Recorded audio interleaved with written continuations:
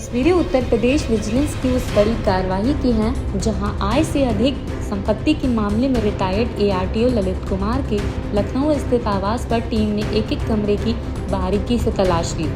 कई घंटे तक चली इस छापेमारी में घर के अलग अलग हिस्सों की गहन जांच की गई। तलाशी आगे बढ़ी तो एक के बाद एक ऐसे खुलासे होने लगे जिन्होंने जांच अधिकारियों को भी हैरान कर दिया। घर से करोड़ों की नकदी, भारी मात्रा में सोना चांदी, कीमती आभूषण और कई संपत्तियों से जुड़े दस्तावेज बरामद होने के बाद अब पूरे मामले की जांच तेज कर दी गई है। आखिर क्या है पूरा मामला और इस कार्रवाई में विजिलेंस टीम ने क्या क्या बरामद किया, आइए वो भी जान लेते हैं। बता दें कि ललित कुमार के खिलाफ आय से अधिक संपत्ति का मामला वर्ष 2024 में भ्रष्टाचार निवारण अधिनियम के तहत दर्ज किया गया था। कोर्ट से तलाशी वारंट मिलने के बाद विजिलेंस टीम ने 7 और 8 जुलाई को ललित कुमार के लखनऊ स्थित आवास पर करीब 26 घंटे तक छापेमारी की। कार्रवाई में घर से करीब 1 करोड़ 62 लाख रुपए नकद बरामद हुए, जिन्होंने अलग अलग पैकेटों में घर के कई स्थानों पर छिपाकर रखा गया था।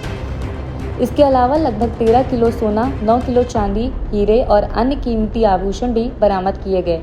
सरकारी आकलन के अनुसार केवल सोना, चांदी और नकदी की कीमत करीब 20 करोड़ रुपए आंकी गई है।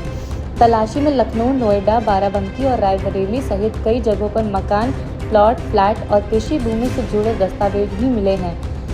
विजिलेंस के मुताबिक अचल संपत्तियों की अनुमानित कीमत करीब 13 करोड़ रुपए है। इसके अलावा Toyota Innova, Hyundai i20 car, bank खातों, पोस्ट ऑफिस, म्यूचुअल फंड और फिक्स डिपॉजिट में निवेश के दस्तावेज भी बरामद किए गए हैं। अब तक की जांच में नकदी, आभूषण, संपत्तियां, वाहन और निवेश समेत कुल बरामद संपत्ति की कीमत लगभग 35 करोड़ रुपए आंकी गई है। फिलहाल विजिलेंस सभी संपत्तियों के सत्यापन और मामले की विस्तृत जांच में जुटी हुई है। फिलहाल करोड़ों की इस बरामदगी ने हर किसी को हैरान कर दिया है। अब विजिलेंस पूरे मामले की तह तक पहुंचने में जुटी है और यह पता लगाया जा रहा है कि इस अकूत संपत्ति का असली स्रोत क्या है।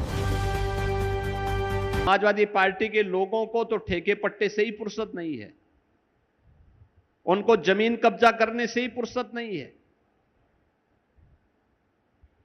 वो तो सरकार का डंडा है कि वे कब्जा नहीं कर पा रहे हैं, लेकिन गिद्ध दृष्टि तो लगी हुई है। सपा पर आरोपों की बरसात के साथ सीएम योगी की ये हुंकार प्रभु श्री राम की तपोभूमि माने जाने वाली चित्रकूट की पावन धरती से सुनाई पड़ी है, जहां सीएम योगी ने सपा पर तंज कसने के साथ चित्रकूट के विकास के लिए वहां बीजेपी की मजबूत जीत की शुरुआत भी बयां की है। बहनों और भाइयों, 2022 में चित्रकूट में भी डबल इंजन सरकार का कोई एमएलए होता, भाजपा का कोई एमएलए होता तो चित्रकूट अब तक अयोध्या की तरह चमक रहा होता,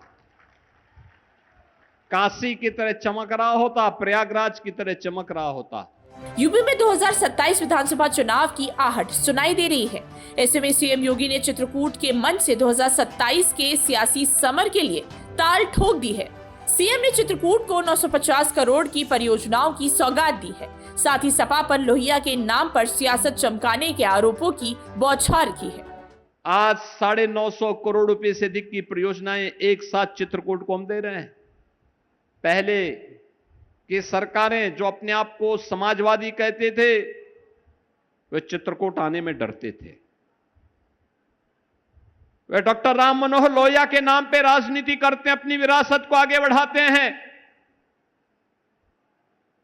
लेकिन जब सत्ता में आते हैं तो केवल अपने परिवार के लिए कार्य करते हैं। तब उनको सिपाही परिवार से ज्यादा कुछ दिखाई नहीं देता, उससे ज्यादा उनकी दृष्टि नहीं है। सीएम योगी ने चित्रकूट के मंच से सपा के शासन का जिक्र कर जनता को बीजेपी के साथ आने का संदेश दिया है। साथ ही विकसित चित्रकूट की पहचान गढ़ने के लिए चित्रकूट को सड़क, शिक्षा, स्वास्थ्य, पेयजल, सिंचाई, पर्यटन से लेकर ग्रामीण विकास तक की योजनाओं का तोहफा दिया है। बताते चले सीएम योगी 2 दिन के दौरे पर चित्रकूट में हैं, जहां वो गुरुवार को समीक्षा बैठक करेंगे और फिर बांदा के लिए रवाना होंगे। आप देख रहे हैं खुशी समय, आपकी आवाज आपके साथ।